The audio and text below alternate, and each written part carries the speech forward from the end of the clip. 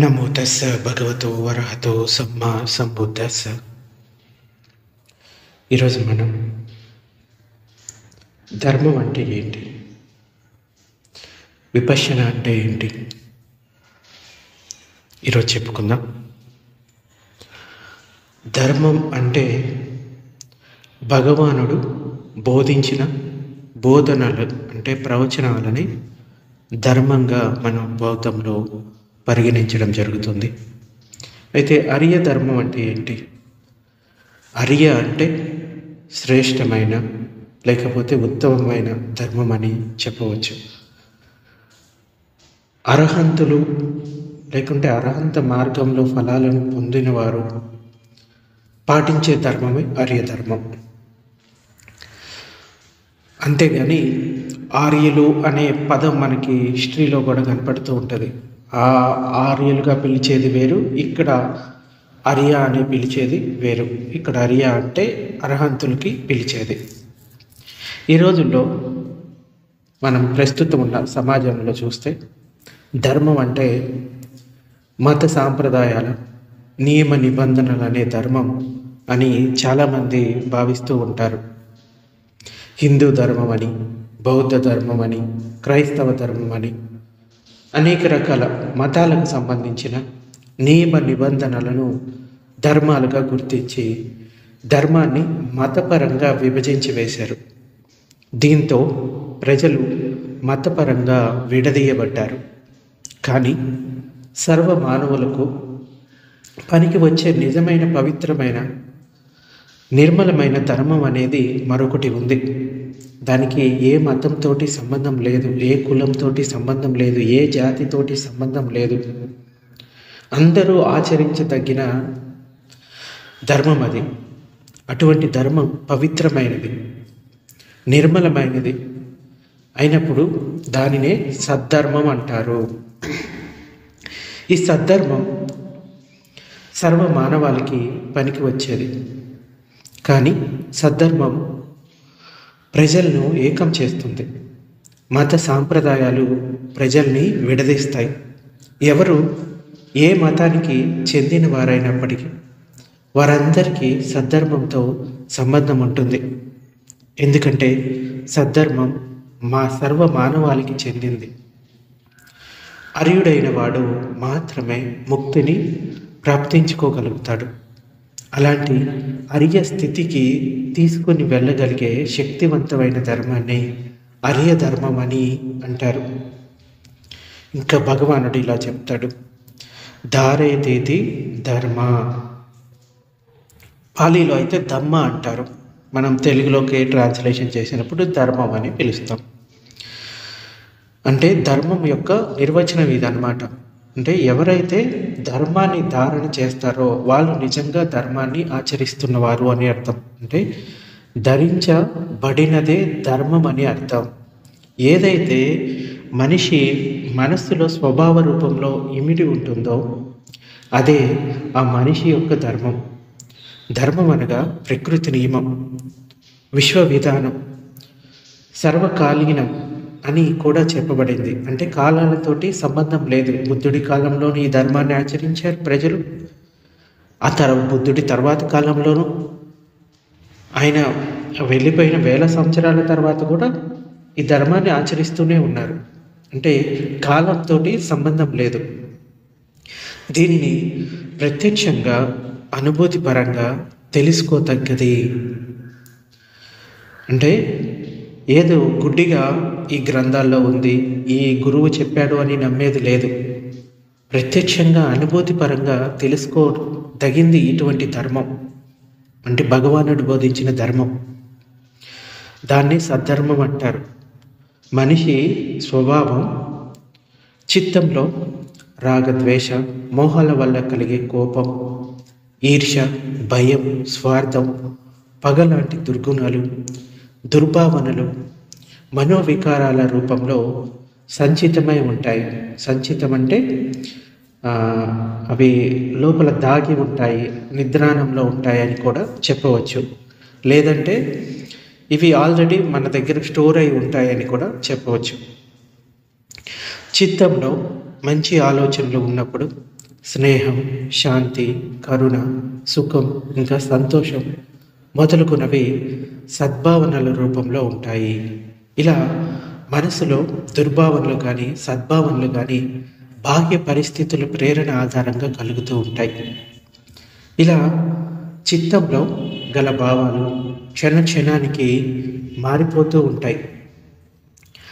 ఆ క్షణంలో చిత్తంలో ఉన్న భావాలనే, స్వభావాలనే ఆ వ్యక్తి యొక్క ధర్మం అని చెప్పారు. అంటే వాళ్ళ మనసులో ఉండే భావాలు ఇంకా వాళ్ళ స్వభావాలని ధర్మం అని చెప్పారు. వాళ్ళ యొక్క ధర్మం. మనిషి స్వభావానికి మతానికి సంబంధం ఏముంటుంది? అసలు సంబంధమే ఉండదు మనిషి మతానికి, స్వభావానికి. అంటే ఈ మతం వాళ్ళకే ఈ కోపం ఉంటుంది, ఈ మతం వాళ్ళకే దుఃఖం ఉంటుంది అని ఏం లేదు. అది దుఃఖం అన్నది ప్రాణులందరికీ ఉంటుంది. మనసులో గల ఈ స్వభావ లక్షణాన్ని ధర్మం అని అంటారు. వెలుతురు వేడినివ్వడం సూర్యుడి ధర్మం, ఇది ప్రకృతి నియమం. చల్లనైన కాంతినివ్వడం చంద్రుడి స్వభావం, ఇది చంద్రుడి ధర్మం. అందువలన ధర్మం అంటే ప్రకృతి నియమమే. అందరి పట్ల ఎటువంటి పక్షపాతం లేకుండా సమానంగా ప్రవర్తిస్తుంది. ఇదే ధర్మం యొక్క నియమం. ఆర్యధర్మం అంటే ఏంటి? ఏ ధర్మాచరణ సాధన విధానం ద్వారా ఆ ధ్యాన సాధకుడు లేకపోతే ఆ ధర్మాన్ని ఆచరించే సాధకుడు తనలోని మనోవికారాలను కూకటి వేళ్లతో సహా పెకిలించి వేసి మనసుని నిర్మలం చేసుకొని నిబ్బానాన్ని మొదటిసారి ప్రాప్తించుకున్న ఉత్తమ సాధకుడు అనార్య స్థితి నుండి ఎదిగి అర్యుడవుతాడు. అంటే శ్రోతాపన్న స్థితిని పొందిన వ్యక్తి గురించి చెప్తున్నాడు. ఇంకా సిద్ధార్థ గౌతముడు అంటే మన ఇప్పటి గౌతమ బుద్ధుడు, ఆయన సామాన్యులందరికీ అర్థమయ్యేలాగా ధర్మం అంటే ఏమిటో తెలిపాడు. ఆయన ఇలా చెప్తాడు, ఏ పాపపు పనులు చేయడం ఆపేయాలి మొదట. అంటే ఏ పాపపు పనులు చేయకపోవడం, పుణ్యకార్యాలను మాత్రమే చేయడం, మరియు చిత్తాన్ని నిర్మలం చేసుకోవడం. ఇదే బుద్ధుల ఉపదేశం అని చెప్తాడు. అంటే మొదట ఏ పాపపు కర్మలు చేయకుండా ఉండటం. అంటే ఏదైతే పాపపు కర్మలు చేస్తున్నారో వాటిని ఆపేయాలి మొదట. ఆ తర్వాత మంచి కర్మలు చేయడం మొదలు పెట్టాలి. దాంతోపాటు చిత్తాన్ని నిర్మలం చేసుకోవడం చేయాలి.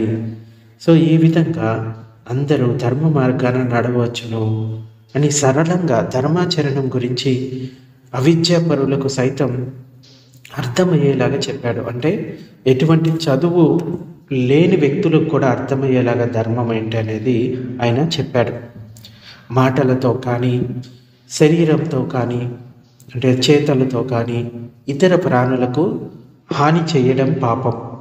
మనం చేసే ఏ పనుల వలన ఇతరులకు సుఖం చేకూరుతుందో, శాంతి లభిస్తుందో, వారికి మేలు కలుగుతుందో ఆ పనులన్నీ పుణ్యకార్యాలు అనిపించుకుంటాయి. ఇవే కుశలమైన పుణ్యకర్మలు. అంటే పాపకర్మలను చేయకుండా ఉండటం, ఎల్లవేళలా పుణ్యకర్మలను ఆచరించడం చేసుకుంటూ బుద్ధుడు చిత్తాన్ని నిర్మలం పరుచుకోమని చెప్పాడు. అయితే విపశ్యన ధ్యాన సాధన ద్వారా చిత్తాన్ని నిర్మలం చేసుకోవచ్చు. చిత్తం నిర్మలం అవుతున్న కొద్దీ వ్యక్తి చేసే దుష్కర్మలు వాటంతటా అవే ఆగిపోతాయి. మనసు మలినమై ఉన్నప్పుడు మాట్లాడే మాటల్లోనూ, శరీరంతో చేసే చేతల్లోనూ దుష్కర్మలు అనేకం జరుగుతూ ఉంటాయి. చిత్తం నిర్మలమైనప్పుడు అది ప్రశాంతతతో, మనశ్శాంతితో, ఇతరుల పట్ల కరుణతో, దయతో, ప్రేమాభిమానాలతో ఓలలాడుతూ ఉంటుంది మనస్సు. అలాంటి నిర్మల చిత్తుడు ఎవరికి ఎలాంటి హాని చేయలేడు. ఇతరులకు హాని కలిగేలా కర్మలు చేసినప్పుడు అవి మనకి కూడా హాని కలిగిస్తాయి. ఇది ప్రకృతి నియమం, విశ్వ విధానం.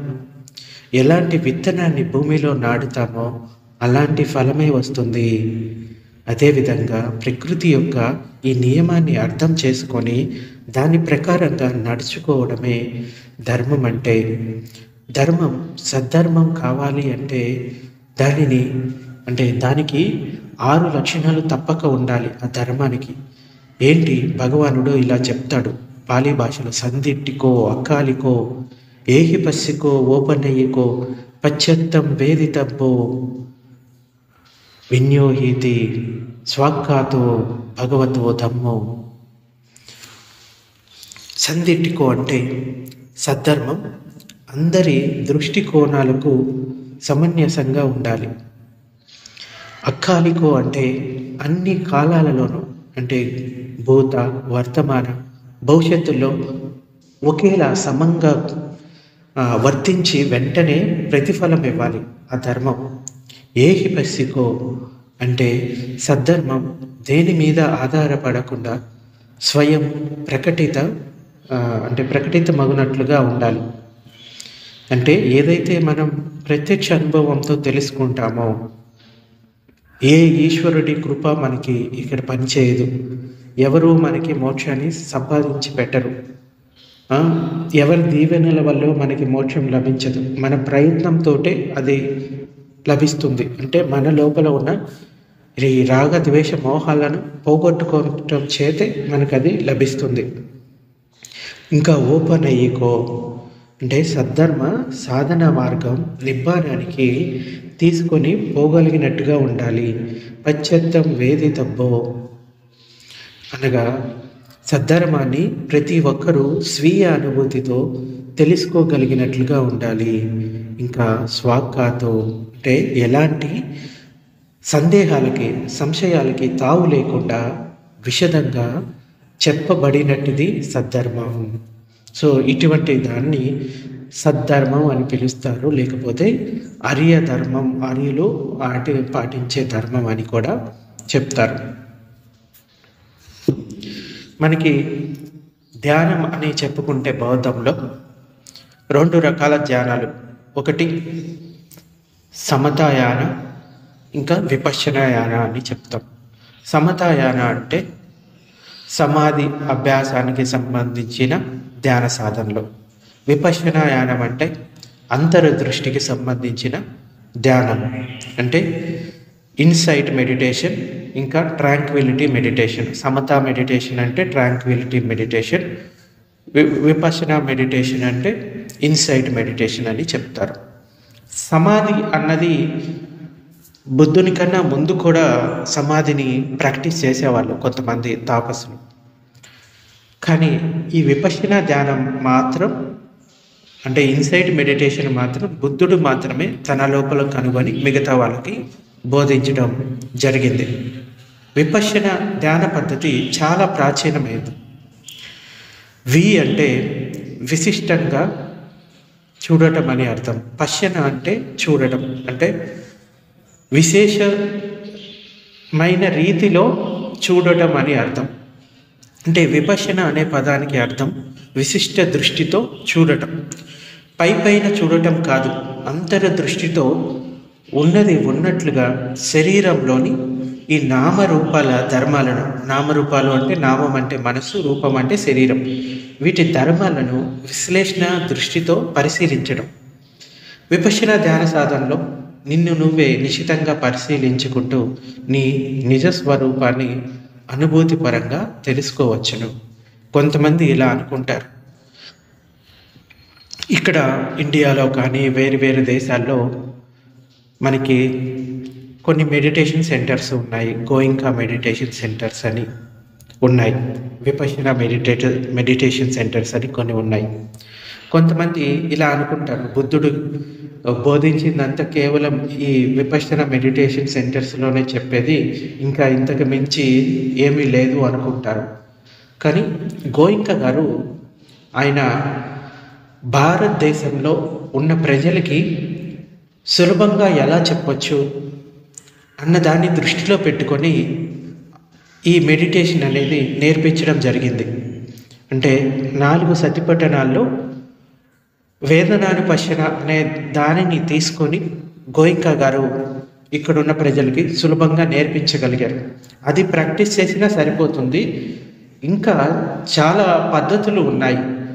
వాటిని మీరు కొన్ని గ్రంథాల ద్వారా అంటే త్రిపీఠికల ద్వారా చదివి తెలుసుకోవచ్చు. ఇంకా బుద్ధ ఏ ఏ సూత్రాలు చెప్పారు, అలాగే ఏవైనా బౌద్ధ ఆరామాలకు వెళ్ళి అక్కడ కూడా ప్రాక్టీస్ చేయొచ్చు. అంటే కొంతమంది ఈ వేదనలు చూడడమే ఇంకా బుద్ధుడు చెప్పింది ఇంకేమీ కాదు అని అనుకుంటారు.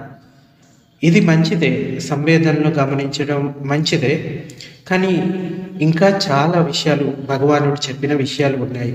సో ఒక రకంగా చెప్పాలి అంటే నేను కూడా మొట్టమొదట నాకు బుద్ధ గురించి నా 22 సంవత్సరాల వరకు నాకు అసలు తెలియదు. బుద్ధ ఎవరు, అసలు ధ్యానం అంటే ఏంటి, అవేమీ నాకు తెలియదు. బట్ మనసులో దుఃఖం అనేది ఉంది మాత్రం నాకు తెలుసు.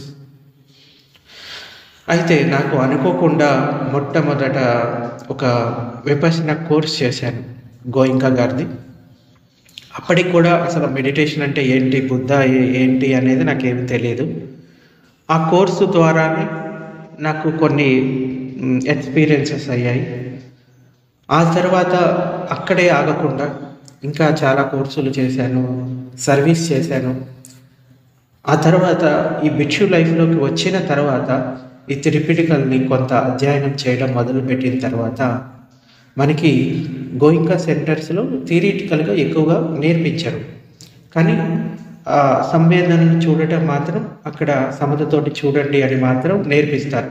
సో అది మంచిదే. బట్ ఇంకా కొన్ని విషయాలు మీరు నేర్చుకోవాలనుకుంటే కనుక త్రిపిటికల్ని చదవాల్సి ఉంటుంది, లేదంటే అదే ప్రాక్టీస్ చేసినా కానీ సరిపోతుంది. కానీ గోయింకా సెంటర్స్లో చెప్పేదే ధర్మము, ఇంకా వేరే చెప్పేది ధర్మం కాదని మాత్రం అనుకోవద్దు. సో అది తప్పుగా అర్థం చేసుకున్నట్లు అవుతుంది. ఇప్పుడు గోయింకా గారి గురువు అయిన ఉబాకిని గారి సిస్టమ్ కొంచెం వేరుగా ఉంటుంది, ఇక్కడ గోయింకా గారి సెంటర్స్లో కొంచెం సిస్టమ్ వేరుగా ఉంటుంది. అలాగే ఇవి గోయింకా సెంటర్స్ అన్నవి గృహస్థులకి ఉపయోగపడే విధంగా అవి మలచబడ్డాయి. కానీ బౌద్ధ ఆరామాలు లేకుంటే బౌద్ధ విహారాలు అవి భిక్షువుల కోసం మలచబడ్డాయి అన్నమాట. సో ఇంకా చాలా విషయాలు ఉంటాయి, అవి నేర్చుకోవచ్చు. కానీ విపశ్యన అంటే అది ఒక్కటే అని మాత్రం అక్కడే ఆగిపోకండి. విపశ్యన అనే దానికి అర్థం ఏంటంటే పశ్యన అంటే చూడటం, విపశ్యన అంటే విశేషంగా చూడటం అని అర్థం. సో ఇంకా చాలా మెథడ్స్ ఉంటాయి విపశ్యనలో. మెయిన్ అనిత్య జ్ఞానము, దుఃఖ జ్ఞానము, ఇంకా అనాత్మ జ్ఞానం. సో ఈ మూడు వీటి గురించి అర్థం చేసుకోవడమే విపశ్యన అని అర్థం చేసుకోవాలి మనం. గోయింకా గారు చాలా మంచి పని చేశారు నిజంగా. అంటే నాకు ఆయన పట్ల చాలా గ్రాటిట్యూడ్ ఉంటుంది, ఎందుకంటే ఆయన ద్వారానే నేను ఈ మెడిటేషన్ నేర్చుకోగలిగాను. సో కానీ అక్కడే ఆగిపోలేదు, ఇంకా ముందుకు వెళ్ళడానికి ప్రయత్నించాను. సో మీరు ఎవరైనా మొట్టమొదటిగా ఇక్కడ బౌద్ధానికి సంబంధించిన మెడిటేషన్ నేర్చుకోవాలంటే నేను గోయింకా గారి సెంటర్స్కి వెళ్ళమని చెప్తాను. బేసిక్ అక్కడ నేర్చుకోవడానికి ఉపయోగపడుతుంది.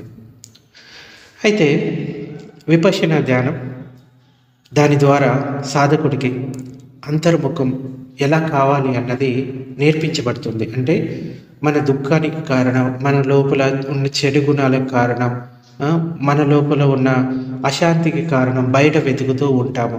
అంటే మన లోపల కోపం రావడానికి కారణం ఈ వ్యక్తి ఇలా అన్నాడు, ఈ వ్యక్తి నేను చెప్పింది చేయలేదు, లేకపోతే ఈ వ్యక్తి వల్ల నాకు ఇలా జరిగింది అని కారణాన్ని ఎప్పుడు బయట వెతుకుతూ ఉంటాం.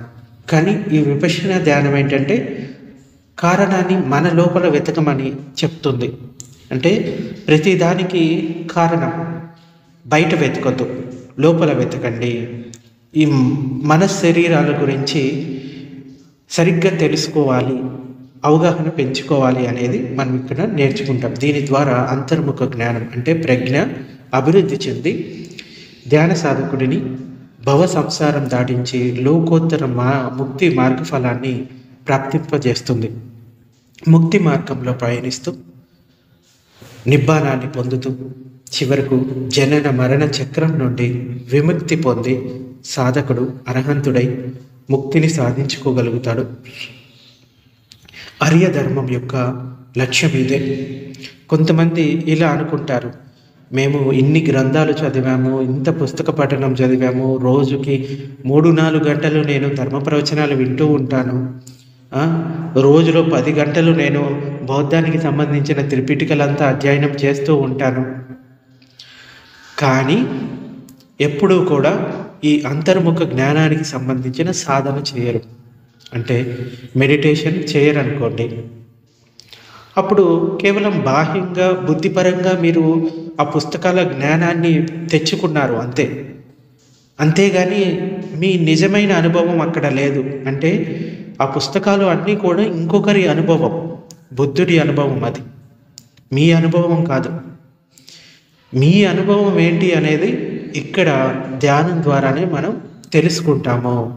అంచేత ధర్మాన్ని బుద్ధిపరంగా తెలుసుకోవడం మంచిదే, కానీ ధ్యానం ద్వారానే మనం అసలైన అంతర్ముఖ జ్ఞానాన్ని పొందగలుగుతాం. అయితే అంతర్ముఖ జ్ఞానంలో 3 రకాల జ్ఞానాలు ఉంటాయి. మొదటిది అనిత్య జ్ఞానం, నామరూపాల్లో నిబిడీకృతమై ఉన్న అనిశ్చిత స్వభావం యొక్క అనుభూతిపరమైన జ్ఞానం. రెండవది దుఃఖ జ్ఞానం, నామరూపాల్లో సంచితమైన దుఃఖ స్వభావం యొక్క అనుభూతిపరమైన జ్ఞానం. మూడవది అనాత్మ జ్ఞానం, దీన్నే అనాత్మ జ్ఞానం అని కూడా అంటారు. ఈ నామరూపాల యొక్క అనాత్మ స్వభావం యొక్క అనుభూతిపరమైన జ్ఞానం. అయితే ఈ విపశ్యన యొక్క అసలు లక్ష్యం ఏంటి? ఇది ఎందుకు చేస్తున్నాం?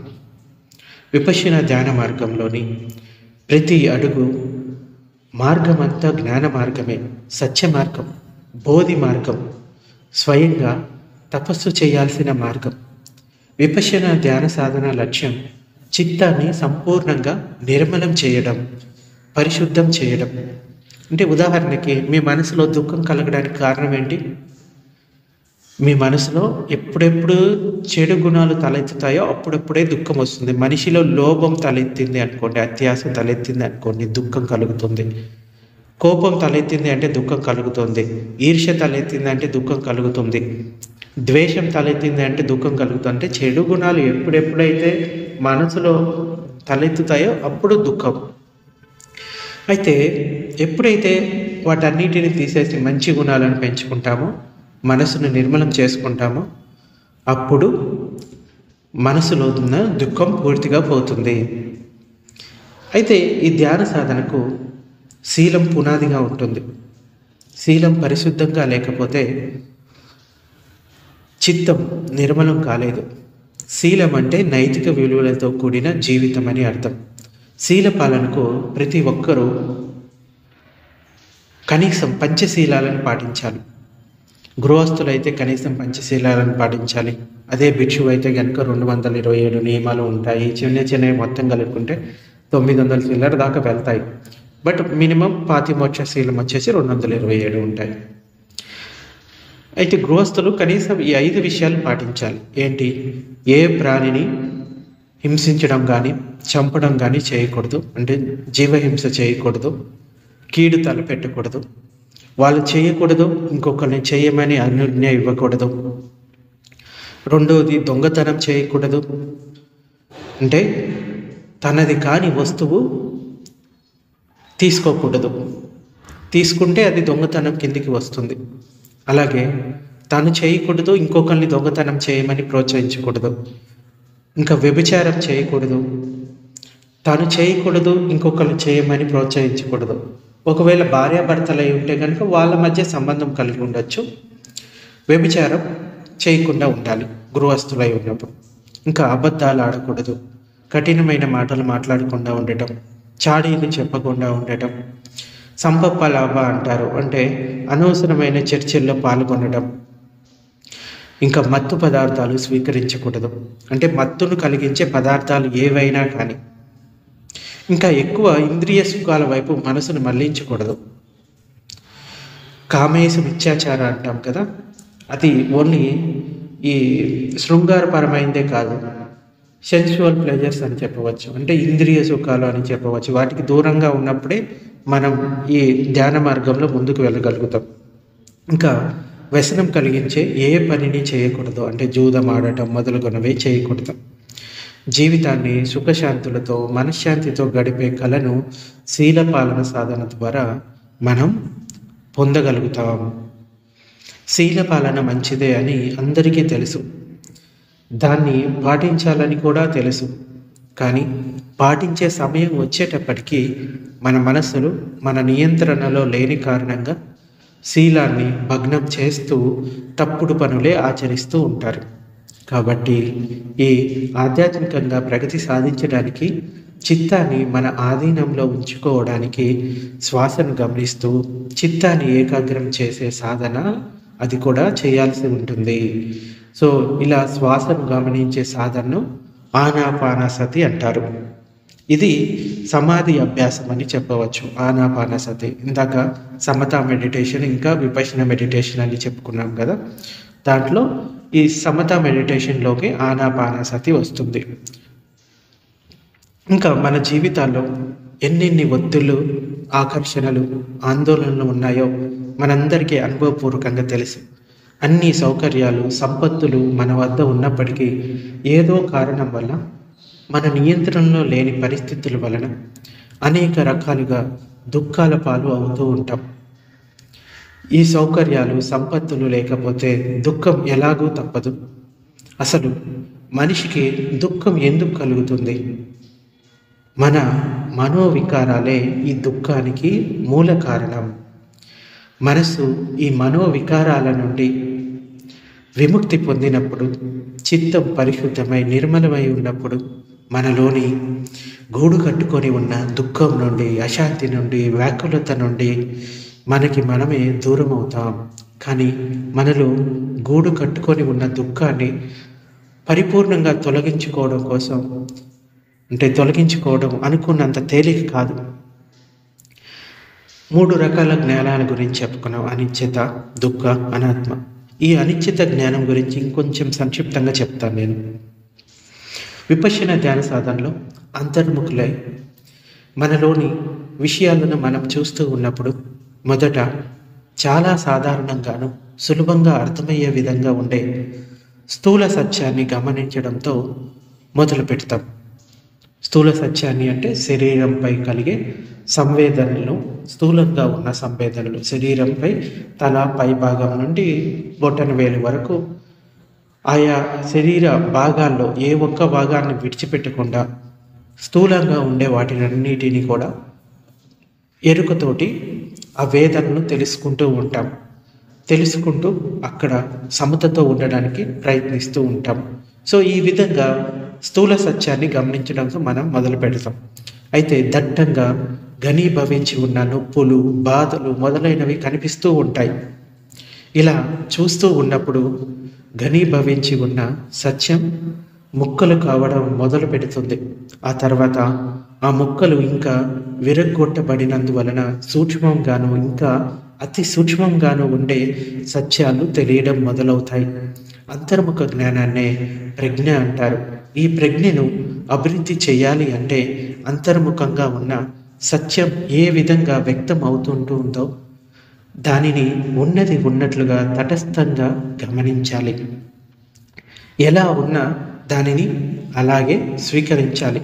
దానిని ఏ విధంగానూ మార్పు చేయకూడదు. మొదటి అంతర్ముఖ జ్ఞానం శరీరానికి సంబంధించింది. దీనితో పని మొదలుపెట్టి శరీరం లోతుల్లోకి, సూక్ష్మ అంశాల్లోకి వెళ్తాం. మెల్లమెల్లగా మనసు యొక్క సూక్ష్మత, అంటే సూక్ష్మమైన అంతరారాల్లోకి వెళ్తాం. దాని గుణాలు, స్వభావాలు తెలుసుకుంటాం. ఈ శరీరం క్షణభంగురమైంది. ఈ శరీరం గురించిన సత్యం ఏముంది? ఉన్నదంతా ఎముకలు, మాంసము, కొవ్వు, చర్మము, ఈ 32 శరీర భాగాలు ఇలాంటివే ఉన్నాయి. ఇంకా వీటిని విడదీసి విభజించి చూసినప్పుడు ఇవన్నీ చిన్న చిన్న పరమాణు కణాలతో తయారైనవి. ఈ పరమాణు కణాలు కూడా అత్యంత వేగంగా ఉత్పన్నమై వెంటనే నశించిపోతున్నాయని, తిరిగి మళ్ళీ ఉత్పన్నమవుతున్నాయని తెలుస్తుంది. ఈ పరమాణు కణాలు అన్నీ సముదాయ రూపంలో గుంపులు గుంపులుగా ఉన్నాయని కూడా తెలుస్తుంది. వీటిని అట్టకలాపం అని కూడా అంటారు. ఈ కలాపాలు శరీరం యొక్క అంతిమ పరమార్థ సత్యం. వీటిని ఇంకా చిన్నవిగా విభజించలేము. అంటే ఈ శరీరంలో ఉన్న చిన్న చిన్న కణాలన్నిటిని చివరిగా వెళ్తే ఈ అట్టకలాపం దగ్గర ఆగిపోతుంది. సో 8 విషయాలను కలిసి ఈ అట్టకలాపం అంటే అష్టకలాపం ఏర్పడుతుంది. ఏంటి? పృథివీ, జల, వాయు, అగ్ని ధాతువులు మరియు వాటి స్వభావాలు అన్నీ కలిసి వాటిని అష్టకలాపం అని అంటారు. ఇంకా వివరంగా చూస్తే ఈ అష్టకలాపంలో కూడా ఘనత్వం ఏది లేదు, కేవలం వైబ్రేషన్స్ అంటే తరంగాలే ఉన్నాయి. ఈ తరంగాలు కూడా ఉదయిస్తున్నాయి, నశించిపోతున్నాయి, మళ్ళీ ఉదయిస్తున్నాయి. ఇవన్నీ క్షణభంగురాలు ఎంతో వేగంగా పుడుతూ గిడుతూ ఉన్నాయని, కనురెప్పపాటుతో అనేక వందల వేల సార్లు, కోట్ల సార్లు అవి ఉత్పన్నమై నశించిపోతూ ఉన్నాయని భగవానుడు అనుభూతి పరంగా తెలుసుకున్నాడు. తన అనుభూతి పరంగా ఈ శరీరం ఎంత అనిత్యమైనదో, ఎంత అశాశ్వతమైనదో తెలుసుకున్నాడు. ధ్యాన సాధకుడికి ధ్యానంలో ప్రతి క్షణం శరీరం ఎన్నోసార్లు పుట్టడాన్ని, అలాగే గిట్టడం అంటే చనిపోవడం, అంటే పుడుతూ గిడుతూ ఉండటం, దానినే ఉదయ వ్యయ జ్ఞానం అని కూడా అంటారు. తన స్వీయ అనుభూతితో తెలుసుకున్నప్పుడు ఈ శరీరంపై గల ఆసక్తులన్నీ వాటంతటా అవే విచ్ఛిన్నమైపోతాయి. స్వంత అనుభూతి ద్వారా లభించిన ఈ అంతర్ముఖ జ్ఞానం అంటే ఈ ప్రజ్ఞ ఎంతెంతగా వృద్ధి చెందుతూ ఉంటుందో, శరీరంపై మనలో ఉన్న ఆసక్తులు అంతంతగా నశించిపోతూ ఉంటాయి. అంత అనిత్యమే అన్న భావన ప్రజ్ఞలోని మొదటి జ్ఞానం. అంటే ఈ శరీరము, మనసు అన్నీ అనిత్యమే, ఈ శరీరంపై కలిగే సంవేదనలు అనిత్యమే, ఈ పంచస్కంధాలు అనిత్యమే, అవి ప్రతి క్షణం పుడుతూ గిడుతూ ఉంటాయి అన్న జ్ఞానం మన లోపల కలుగుతూ ఉంటుంది. రెండవ జ్ఞానం అనాత్మ జ్ఞానం. ప్రతి ఒక్కరిలో ఆత్మ ఉందని ఆత్మవాదం అంటారు, ఆత్మ ఉందని నమ్ముతారు. లేదంటే ఆత్మ లేదని తాత్వికుల్లో 2 రకాలుగా ఉంటారు. ఒకళ్ళేమో ఆత్మ ఉందనేవాళ్ళు, ఇంకొకళ్ళేమో ఆత్మ లేదు అనేవాళ్ళు. ఈ వాదనలో మనం ఎటువంటి ఏమంటారు ఆత్మ ఉందా ఆత్మ లేదా అన్న దాని గురించి మనం ఇక్కడ మాట్లాడుకోని అవసరం లేదు. ఇక్కడ అనాత్మ భావం అంటే నేను అనే అహంభావం కానీ, నాది అనే మమ భావం కానీ లేకుండా పోవడం అని అర్థం. ఈ శరీరంలోని ప్రతి కణం పుట్టి నశించేదే. దీనిలో శాశ్వతమైన ఆత్మ అనే వస్తువు ఎంత వెతికినా కానరాదు. శరీరంలో ఉన్న చిత్తం కూడా అనిత్యమైనదే. రూపం కంటే ఇంకా వేగంగా పుట్టి నశిస్తూ ఉంటుంది.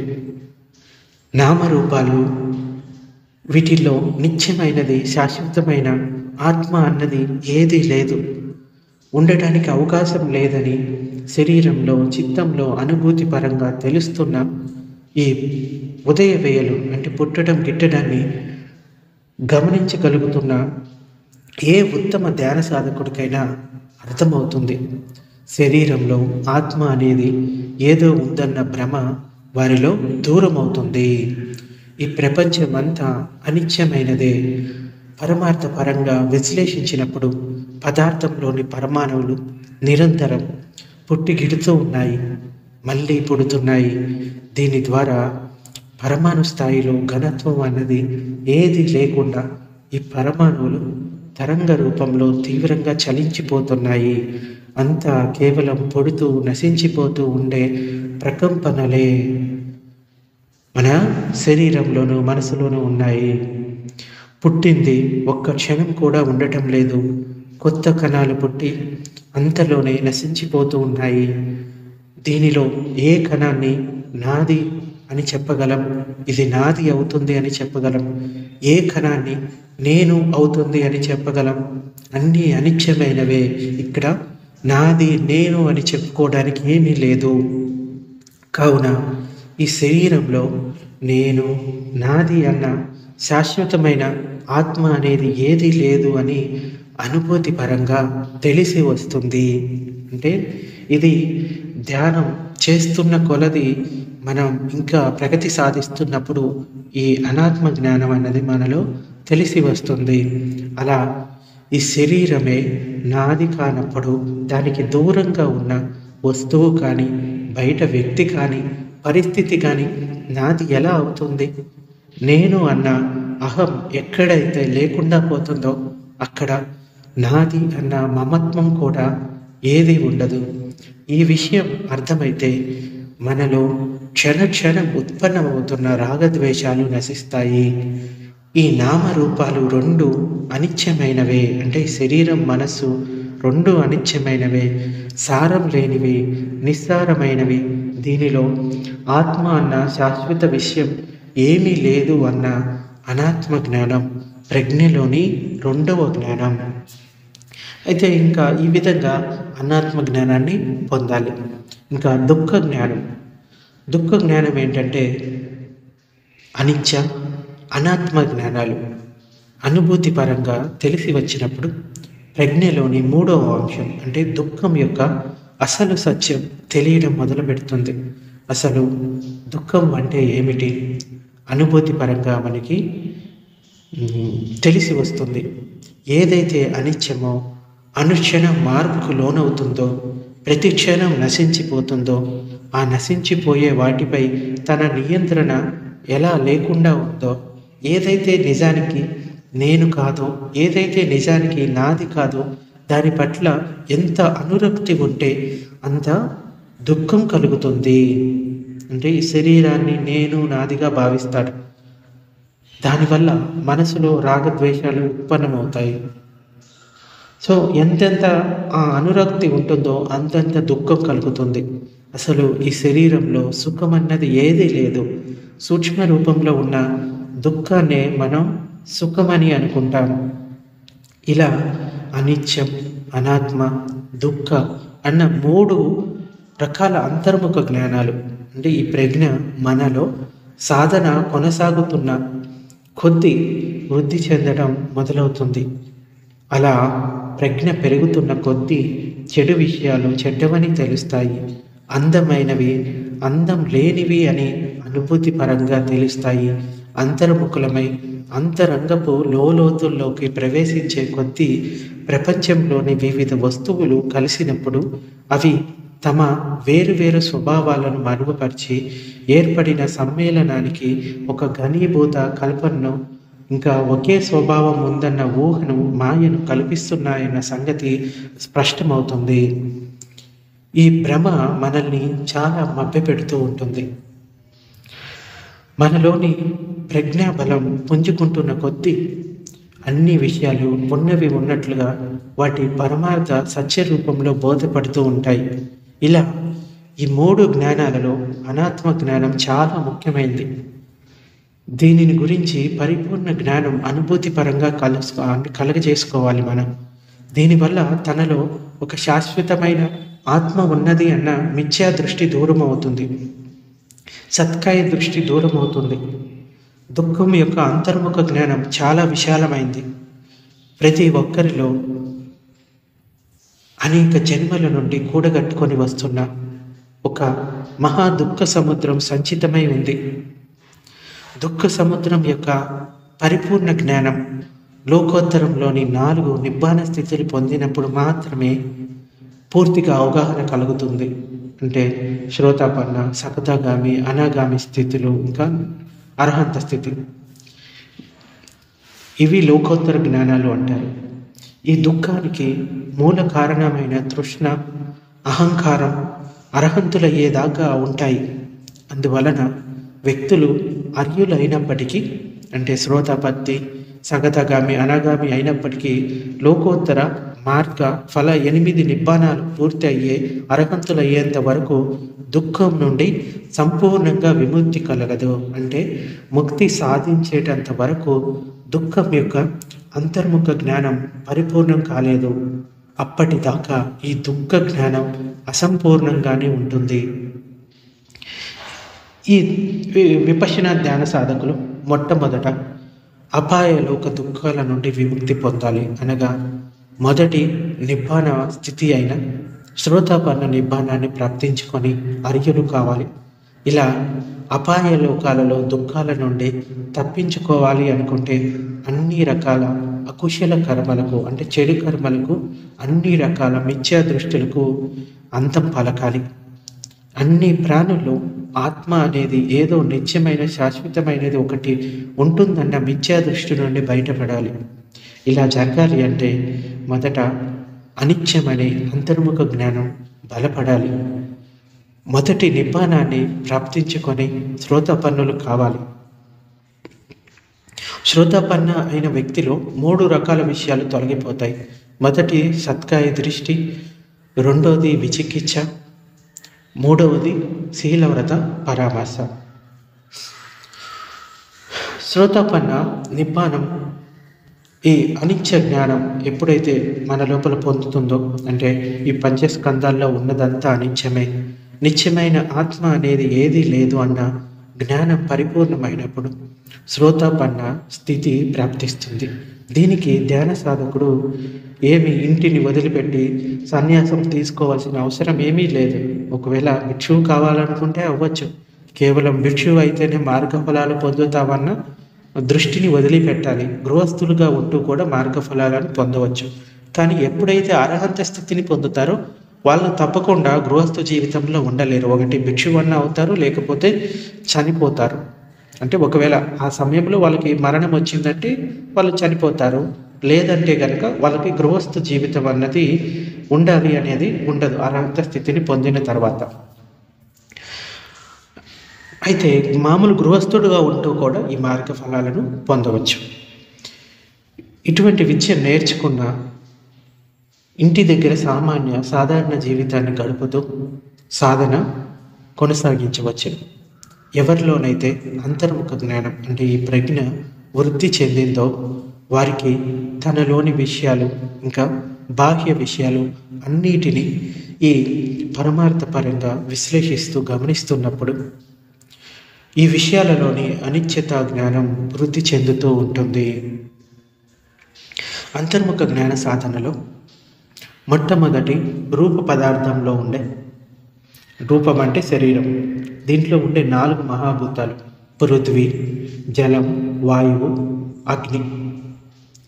వీటి యొక్క అనుభూతులు మరియు చిత్తంలో ఉండే 6 రకాల ఇంద్రియ విషయాల విజ్ఞానాలను గమనించగలిగేలా అంతర్ముఖ జ్ఞానాన్ని అలవర్చుకోవాలి. రూపంలోని 4 మహాభూతాల్లోని అనిశ్చిత స్వభావం కారణంగా జరిగే ఉదయ రేయలలో అనుభూతి కలుగుతున్నప్పుడు ఇతర ఉపాధి రూపాల ఉదయ వేయలను కూడా అనుభూతి పరంగా గమనించవచ్చు. చిత్త స్వభావాన్ని గమనిస్తూ ఉన్నప్పుడు ఇంద్రియ విషయ ఆలంబనల వల్ల కలిగే చిత్త విజ్ఞానాల్లో కలిగే మార్పులు కూడా మన గ్రహింపుకు వస్తాయి. ఇలాగా చిత్తంలోని మార్పులను గమనించడాన్నే ధమ్మానుపశ్యన అంటారు. చిత్తంలో ఉత్పన్నమయ్యే చిత్త చేతసికాలు, అంటే చిత్త ధర్మాలు కూడా చిత్త విజ్ఞానాలతో పాటుగానే గ్రహింపుకు వస్తాయి. చేతసికాలలో మార్పులను అనుభూతి పొందుతున్నప్పుడు చిత్తంలో కలిగే వేదనలు, సంజ్ఞలు, ఇంకా చేతనలు మొదలుగునవి గుర్తించడానికి వీలవుతుంది. పదార్థ ధర్మాలను గమనించేటప్పుడు వివిధ రకాల ఆకృతులు, వాసనలు, స్వభావాలు మొదలుగు వాటిని విషయ ఆలంబనలుగా గ్రహిస్తూ ఉన్నది ఉన్నట్లుగా యథార్థ స్థితిలో గమనించగలిగినప్పుడు సాధకుడికి తేలికగా అంతర్ముఖ అనిశ్చిత జ్ఞానంపై అవగాహన కలుగుతుంది. దీని వలన ప్రాణులు, వ్యక్తులు, ఆత్మలు మొదలుగున వాటిపై భ్రమలు తొలగిపోతాయి. చిత్తంలో గల మిథ్యా దృష్టిలు నశించిపోతాయి. అంతర్ముఖ జ్ఞానం వృద్ధి కావాలి అంటే సాధకుడికి అనిత్య, అనాత్మ, దుఃఖం అనే 3 ధర్మ అంగాలు అనుభూతి పరంగా అర్థం కావాలి. అంటే ఈ 3 రకాల జ్ఞానం అవసరం అవుతుంది. దీన్నే విపశ్యనా జ్ఞానం అని చెప్పవచ్చు. అయితే మన చిత్తంలో ఉండే మనోవికారాలు 3 స్థితుల్లో ఉంటాయి. 3 రకాల భూములు అని చెప్తారు. మొదటిది అనుశయ భూమి, రెండోది పరియుత్తాన భూమి, మూడోది వీతికమ్మ భూమి. అనుశయ భూమి అంటే నిద్రాణ స్థితిలో ఉన్న మనోవికారాలను అనుశయ భూమిలోని మనోవికారాలు అంటారు. ఈ నిద్రాణ స్థితిని పోగొట్టగల అనుకూల పరిస్థితులు శక్తివంతమైనప్పుడు భవాంగ ప్రవాహంలో అంటే నిద్రాణంలో అనుశయ భూమిలో ఉన్న మనోవికారాలు చిత్త ధర్మాలుగా 3 దశలలో అనుభూతికి వస్తాయి. అవి ప్రారంభ దశ, నిశ్చల దశ, అంతిమ దశ. అంటే మన లోపల కొన్ని నిద్రాణంలో ఉన్న మనోవికారాలు ఉంటాయి.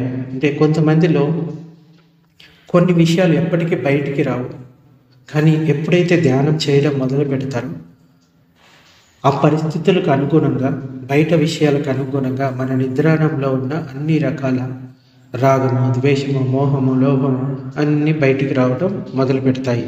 సో ఇవి అనుశయంలో ఉండే కొన్ని విషయాలు. ఇంకా పరియుత్తాన అంటే అనుశయ స్థితి నుండి విడుదలైన మనోవికారాలు వాటి నిద్రాణ స్థితిని వదిలించుకొని చిత్తంలో చిత్త ధర్మాలుగా మనోద్వారం వద్ద ప్రకటితమై అనుభూతికి వచ్చే స్థితిని పరియుత్తాన భూమి అంటారు. అనుశయ క్లేశాలను అనుభూతికి తీసుకొని రాగలిగే శక్తివంతమైన విషయ ఆలంబనలు శరీరంలో గల 6 ఇంద్రియ ద్వారాల్లో ఏ ద్వారం వద్దనైనా ప్రకటితం కావచ్చు. మూడోది వితిక్కమ భూమి.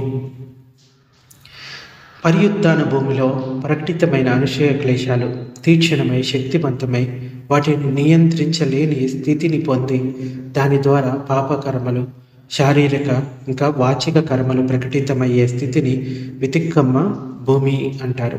భవ సంసారంలో తిరిగాడు ప్రాణులు జన్మ తర్వాత జన్మను పొందుతూ రాగద్వేష మోహాలతో కూడిన అనేక మనోవికారాలను వృద్ధి చేసుకుంటూ సంచితపరుచుకుంటాయి. అనుకూల పరిస్థితులు కలిగినప్పుడు ఈ సంచిత మనోవికారాలు సంస్కారాల రూపంలో జాగృతమై పరియుత్తాన ఇంకా వితిక్కమ్మ అనే 2 స్థితులను పొందుతూ ఉంటాయి. శీల పాలన వలన ఈ వీతికమ్మ భూమిలోని మనోవికారాలను వాటి ప్రవర్తనను అరికట్టగలుగుతాం. కానీ మిగతా 2 భూములు అనగా అనుశయ ఇంకా పరియుక్తాన భూముల్లో ఉన్న మనోవికారాలను శీలపాలన తొలగించలేదు. ఎందుకంటే శీలపాలన వలన మనోవికారాలు తాత్కాలికంగా మాత్రమే అణిగి ఉంటాయి. అనుకూల పరిస్థితులు కలిగినప్పుడు తిరిగి అలా అణిగి ఉన్న మనోవికారాలు తలెత్తి ఈ వితిక్కమ్మ భూమి వరకు ఎదిగి వాటికి తగ్గ అనుభూతులు కలిగిస్తాయి. ఈ విపశ్యన ధ్యాన సాధనలో మొట్టమొదట అనిశ్చిత స్వభావాన్ని అవగాహన చేసుకొని దాని జ్ఞానాన్ని పొందాలి. సంవేదనలు ఉదయించడం, స్థితి పొందడం, లయం కావడం అనే స్థితులను వేరువేరుగా సాధనలో అవగాహన కలిగించుకోవాలి. సంస్కారాలు సంవేదనల రూపంలో తెలుస్తూ ఉన్నప్పుడు ఆ సంవేదనలో ఉన్న కదలికలను గమనించాలి. ప్రతి కదలిక ఆ సంవేదనలోని మార్పులను సూచిస్తుంది. ఆ సంవేదనలో ఏదో మార్పు కలుగుతుంది కాబట్టి కదలికలు కలుగుతున్నాయని అర్థం చేసుకోవాలి. సంవేదనలు ఉదయిస్తూ ఉన్నప్పుడు సంవేదన పైకి లేస్తుంది. స్థితి పొందినప్పుడు పైకి లేగటం ఆగిపోయి అలాగే కొనసాగుతుంది.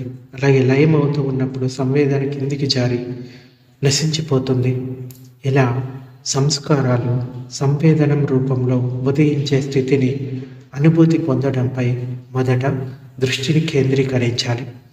అవి పూర్తిగా అవగాహన కలిగినప్పుడు సంవేదనల ఉదయాలను అంటే పుట్టడాన్ని గమనించడంలో నిపుణత సాధించిన తర్వాత సంవేదనలు స్థితి పొందడంలో గమనించడంలో అంటే ఈ స్థితి పొందడంలో గమనించడంలో సాధన చేసి స్థితి స్వభావాన్ని అర్థం చేసుకోవాలి. అంటే కొంచెం సేపు ఉంటాయి ఆ సంవేదనలు, పుడతాయి, కొంచెం సేపు ఉంటాయి, ఆ తర్వాత మళ్ళీ లయమైపోతాయి అంటే చనిపోతాయి. ఆ తర్వాత సంవేదన లయం కావడం అనగా తరంగం ఉత్పన్నమై స్థితి పొంది నశించిపోతున్నప్పుడు క్రిందికి దిగజారు స్వభావాన్ని అర్థం చేసుకోవాలి. ఈ విధంగా సంవేదన తరంగంలో ఉన్న ఉదయ, స్థితి, ఇంకా లయ స్వభావాలను, వాటి స్థితులను అనుభూతి పరంగా అర్థం చేసుకోవాలి. ఇలా లయమవుతూ ఉన్న సంవేదన తిరిగి ఉత్పన్నం కావడం గమనించగలగాలి. ఇలా కొంతకాలం సంవేదనలోని 3 స్థితులపై ధ్యానం చేయగలిగినప్పుడు అనిశ్చిత స్వభావం అనుభూతి పరంగా అవగాహన కలుగుతుంది. ఇటువంటి అనిశ్చిత మన శరీరంలోని ప్రతి భాగంలోనూ, ప్రతి అంగంలోనూ, చిత్తంలోనూ కనిపిస్తుంది. వీటిని గమనించగలిగే నేర్పుని పొందడానికి సాధన శ్రద్ధగా చేయాలి. అంతర్ముఖ జ్ఞానాన్ని పెంపొందించుకున్నప్పుడు ఈ అనిశ్చిత అన్నది ప్రాణం ఉన్నంత వరకు మనతో పాటే ఉంటుంది అని, వ్యక్తిలోని నామరూపాల్లో ఉన్న పరమాణు కణాలు ఎల్లవేళలా ఉదయించడం, స్థితి పొందడం, నశించిపోవడం అనేది క్షణక్షణం జరుగుతూనే ఉంటాయి అని, ఇది వాటి స్వభావం అని తెలిసి వస్తుంది. ఈ అనిశ్చిత స్వభావం వల్లనే శరీరంలో, చిత్తంలో నిరంతరం పరమార్థపరంగా పరమాణువుల్లో ఉదయ వేయలు కలగటం వల్ల పుట్టిన శిశువు పెరిగి బాలుడు కావడం, ఇంకా యవ్వనాన్ని పొందడం, ఇంకా పెరిగి ముసలివాడు కావడం అనే మార్పులు ఈ శరీరంలో కలుగుతూ ఉన్నాయని మనకు తెలిసి వస్తుంది. ఇలా ముసలివాడైన ప్రతి ప్రాణి చివరకు మరణించి మరో జన్మను పొందుతుంది. శరీరంలోనూ, చిత్తంలోనూ వాటి అనిశ్చిత స్వభావం వలన మార్పులు కనిపిస్తూ ఉన్నాయి. ఈ మార్పులు ప్రతి క్షణం కలుగుతూనే ఉన్నాయి. పరమార్థ పరంగా చూసినప్పుడు ప్రతి ప్రాణి ప్రతి క్షణం కొన్ని వందల వేల సార్లు పుడుతుంది, మరణిస్తుంది, మళ్ళీ ఉదయిస్తుంది. ఇలా క్షణక్షణం ఉదయిస్తున్న నామరూపాలు ఏది నేను అవుతాను అంటే, ఈ నామరూపాల్లో ఏది నేను అవుతాను, ఏది నాది అవుతుంది, ప్రతి క్షణం పుట్టింది నశిస్తూ తిరిగి మళ్ళీ పుడుతుందో, ఇది నాది నా అనుకునే లోపల అది అది కొన్ని వేల సార్లు పుట్టి చస్తుంది. అందువలన ఈ నామరూపాల్లో నేను, నాది అన్నది ఏదీ లేదు. దానిలో ఎక్కడ ఆత్మ అని శాశ్వతం అనేది ఏదీ లేదు. ప్రాణులన్నీ పంచస్కందాల్లో తయారయ్యాయి. అవి రూపస్కందం, విజ్ఞాన స్కందం, సన్యాస్కందం, వేదనా స్కందం, ఇంకా సంస్కార స్కందం. ఒక్క రూపస్కందం తప్ప మిగిలిన 4 స్కందాలు చిత్తానికి సంబంధించినవి. ఈ పంచస్కందాలు అనిశ్చిత స్వభావం కలవి. ఇవి వాటి కర్మానుసారంగా ప్రవర్తిస్తాయి, అంతే తప్ప ప్రాణి ఇష్ట ప్రకారం నడుచుకోవు. అందువలన ఈ పంచస్కందాలు నిస్సారమైనవి, ఆత్మ లేనివి. అనిశ్చిత పరిజ్ఞానం ఎంత ఎక్కువగా పరిణితి చెందితే అంత ఎక్కువగా అనాత్మ పరిజ్ఞానం కలుగుతుంది. ఈ విధంగా ఈ విపశ్యన ధ్యానం అనేది చేయాలి. సో ఇది ఈరోజు ప్రవచనం. ఎవరైనా అసలు ఇప్పటి వరకు ఎటువంటి ఒక మెడిటేషన్ కోర్స్ కూడా చేయకపోతే అట్లీస్ట్ ఒక్క మెడిటేషన్ కోర్స్ అయితే 10 రోజుల పాటు చేశారు అంటే నేను ఈరోజు చెప్పిన విషయాలు కొన్ని బాగా అర్థమవుతాయి. అంచేత ఎంత చదివినా, ఎంత విన్నా మెడిటేషన్ ప్రాక్టీస్ లేకపోతే అది పెద్ద ఉపయోగం లేదు. అంచేత అట్లీస్ట్ మీకు దగ్గరలో ఉంటే గోయింకా సెంటర్స్, విపశ్యన సెంటర్స్ ఉంటాయి, వాటికి వెళ్ళొచ్చు. లేదంటే మీకు దగ్గరలో ఏదైనా భిక్షు విహారాలు ఉంటే అక్కడికి వెళ్ళి అప్పుడప్పుడు అక్కడ కూడా ధ్యానం చేసుకోవచ్చు. అక్కడ కూడా భిక్షువులను అడిగి మీరు సందేహాలు తీర్చుకోవచ్చు, ఎలా చేయాలి ఏంటి అన్నది. సో మెయిన్ థింగ్ ఏంటంటే ఇదేమి అంత ఈజీగా వెంటనే 10 రోజుల్లో, 1 నెలలో, 1 సంవత్సరంలో, 2 సంవత్సరాల్లో వచ్చేది కాదు. మనం ప్రాక్టీస్ చేస్తూ పోవాలి. అది ఫలితాలు వచ్చే టైంలో వస్తూ ఉంటాయి. మన ప్రయత్నం మనం చేస్తూ ఉండాలి అంతే. ఇది ఈరోజు ప్రవచనం.